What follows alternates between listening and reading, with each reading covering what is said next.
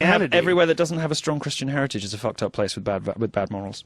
That's a ridiculous statement.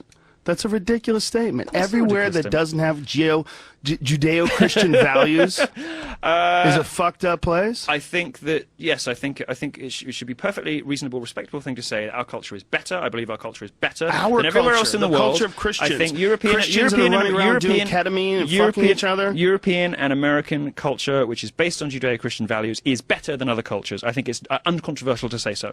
But what's based on Judeo-Christian values about being a good person? Well, ultimately, our sense of right and wrong comes from the Bible. What? It does. What comes from the Bible? Ultimately, our sense of right and wrong comes from the Bible.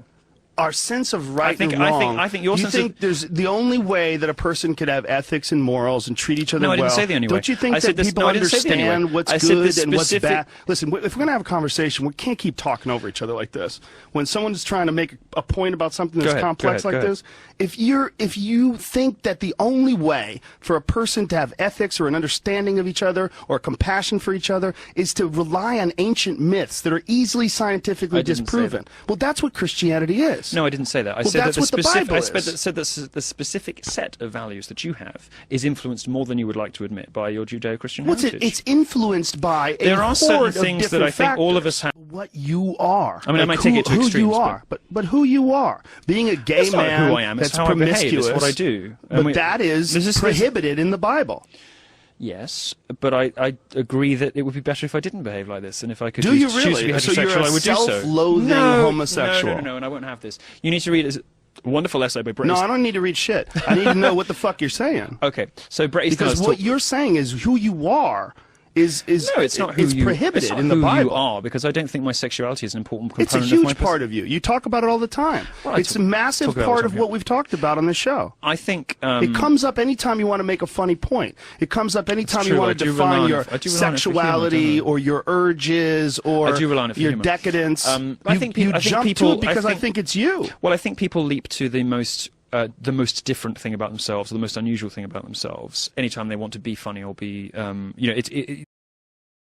I think Jake Paul would kill Tommy Fury, and that wouldn't change. I don't know how good Jake Paul is, but I don't know of any boxer who can bring enough to a Jake Paul fight. So here's Tommy Fury. You tell me this guy doesn't look like a boxer, you're out of your fucking mind. Who's he fighting? But I don't give a fuck, dude. Look at this.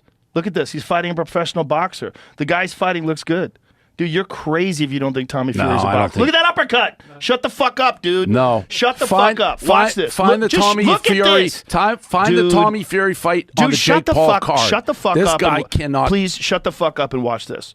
Watch what he's doing. This motherfucker is 100% a boxer. Can you find me the record of Volkanovski? This. Stop. Watch this. Watch this. Look at this.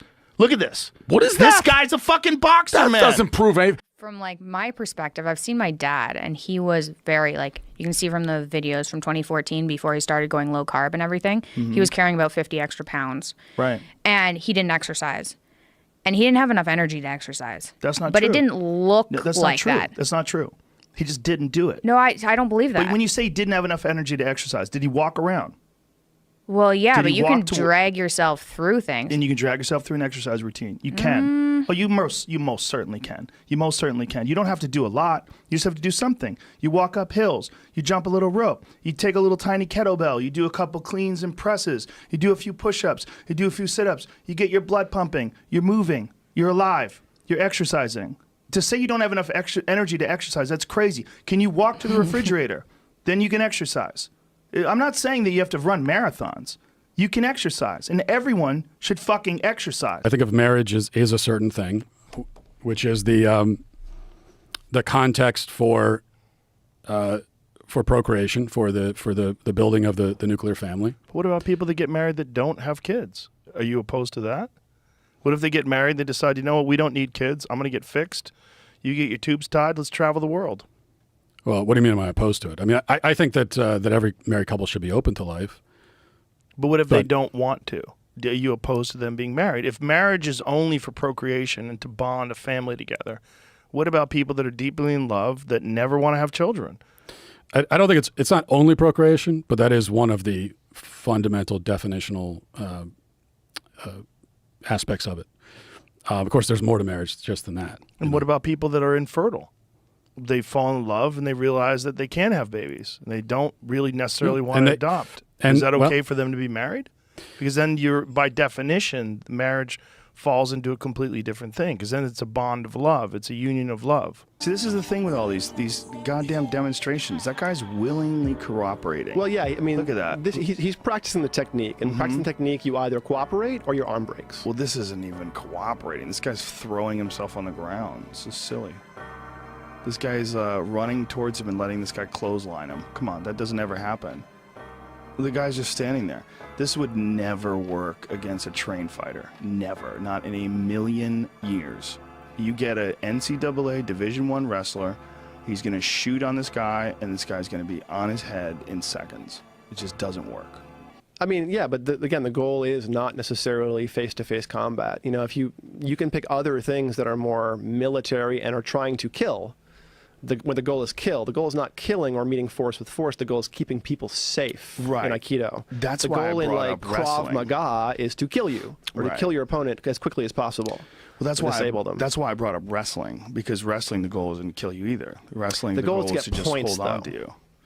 Well, the goal is to control your body, which would be probably the most effective way to avoid getting hurt. If you had someone coming at you, if you can control their body, they can't hurt you. Sure, but controlling yourself is probably the higher focus on Aikido, I would say. I think you're fucking buying some mumbo jumbo, pal. I think they got you. Maybe they do. Maybe I've been indoctrinated. Most of that stuff doesn't work. But yeah, but you know that's also competition. I mean, I've been attacked in bars. You know, someone grabs me in a bar, and before they know it, I'm standing next to them, and they're not interested in attacking me anymore because their wrist is, you know, in pain, or they're on the ground, or, you know, that's happened to me. I've used this stuff in real world environments, not against some, like, you know, professional wrestlers coming at me, but against some asshole in a bar. Right. You know, it's very valid. It's very useful. Okay. What that means to me is it works great as long as the guy doesn't know what the fuck he's doing. In sports, one of the things, our assumption that men have an advantage over women. Right, in sports. In sports, yeah. Our assumption? Yeah. Well, yeah. Let me expand on it. Our assumption that men have an advantage over women in sports is partially based on the fact that so many of the sports were designed for male bodies. Right, they're optimized for male bodies. Right, basketball, for example. Right. How is that optimized for male bodies? It's like the height of the basket, you know, the way that the ball moves around, you know, like if the ball moves around. If we're gonna say that, I fell victim to the idea that like it was progress. We have to care about the environment. It was progress, and it's like no, like we've been losing. America has been losing, and Donald Trump understood that in a way that I didn't. And I don't think we have to care about the environment. Like we no, not even a little bit. Like, not even a little bit. No.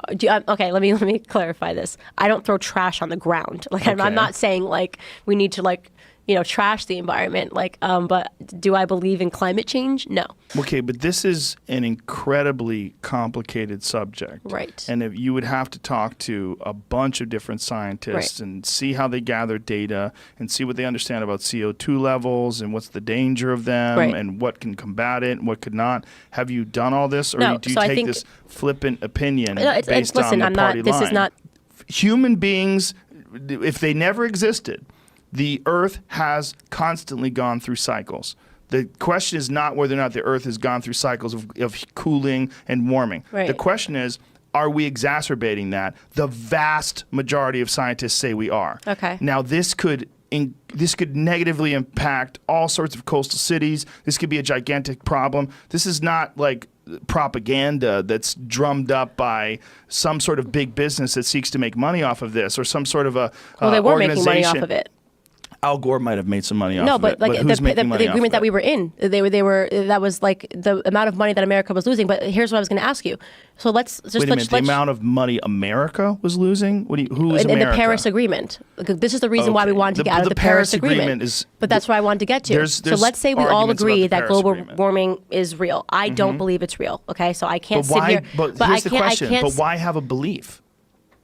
What do you mean? Why have a belief as to whether or not global warming is real or not real? Because if I just find that when things you don't understand the science. You are correct. But why have a belief in it? Right. So it's not a belief. It's not a belief in it. I don't believe in it. If you could see the moon, why can't you see Hawaii? There's a lot of atmospheric. No, it curves. The fucking thing curves. No, if it curves, okay. That's what the scientists say, Eddie. The ones who make the GPS, the ones who make the maps, the ones who chart the fucking paths for airplanes and shipping routes. All those people say it's round. All the people that do satellites, all the people that are involved in aerospace, all the people that are involved in anything where you have to calculate the fucking curve of the earth and to get things to places. All those people think it. They're all wrong? That's crazy that they haven't seen that picture. They don't see that picture. If they saw that picture, they would get it. At 100 miles in the ocean, 100 miles, how much curvature should there be? Do you know? I don't care. It's about 6,000 feet. Okay. It's about 6,000 feet of curvature. So you should not be able to see. How far you can see? No, you wouldn't be able to see 100 miles away from the ocean. But who, Eddie? You didn't go to school for this stuff. These people that are talking to you. Dude, I research this all the time. I know, but you're hearing from what one I'm saying side. is not a lie. But you know what I'm saying? What I'm saying is that at 100 miles, there should be 6,000 feet of curvature. You don't even understand what that means. I don't. There's also, hold on though. But hold on, don't stop me. Okay. That's real too. And we all have to agree. We have to agree on both of those things. There are also, though, I'm not going to argue with you on that point, but I will say there are people who have been born of rape and are alive right now and are pro-life, and they go around speaking, talking about how I had a right to live, and they will go out there and make an argument, a pro-life case, and they're born of a rape. You don't have a right to tell a 14-year-old girl she has to carry a rapist baby. I'm just saying that. I'm just saying that's real too. Yeah, I understand. I understand what you're saying. You understand what I'm saying? Like, you don't have the right to tell my 14-year-old daughter she has to carry her rapist baby. You understand that? To look that woman in the eye who was born of a rape. Do you understand that? That's a 14-year-old child. If a 14-year-old child gets raped, you say that they have to carry that baby? I don't think two wrongs make a right. I don't think murder. I don't think murder is an answer to. I don't think murder fixes a rape. What if we're talking about an abortion when the fetus, literally, it's like 6 weeks, 4 weeks, 3 days? What if she just turned positive just now? Positive for pregnancy. I just disagree that. What if it just happened today? Trump averaged 15 inaccuracies and mistruths a day in 2018, almost triple the rate from a year before. Okay. But hold on a second. What's the independent? Inaccuracies and mistruths, it's a European paper. Yeah. But isn't that a little odd? 15 a day? No, because I don't know who's making that claim. I don't know the exact 15 inaccuracies. You doubt that it's true? You think that's all a lie? That he just made up the fact that he lies a lot? Lies about what? First of all, what's the definition of a lie? I don't know. Let's see. It says Washington Post, who they hate, who hates Jeff Trump. Bezos, who absolutely said hates the president made 1,989 such claims in 2018. By the last day of 2018, yeah, you're going to the Washington Post.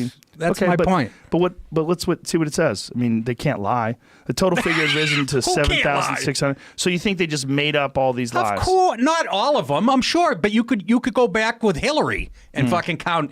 You could go to Fox News and pull up an article of how many times Hillary was inaccurate. Do you know what a whataboutism is? A whataboutism? Yeah, when someone talks about something and instead of refuting it with facts, they go, "Yeah, well, what about Hillary? What about Bill? Bill did it too. What about this? What about that?" You're gonna tell me whataboutism. That's what I just committed.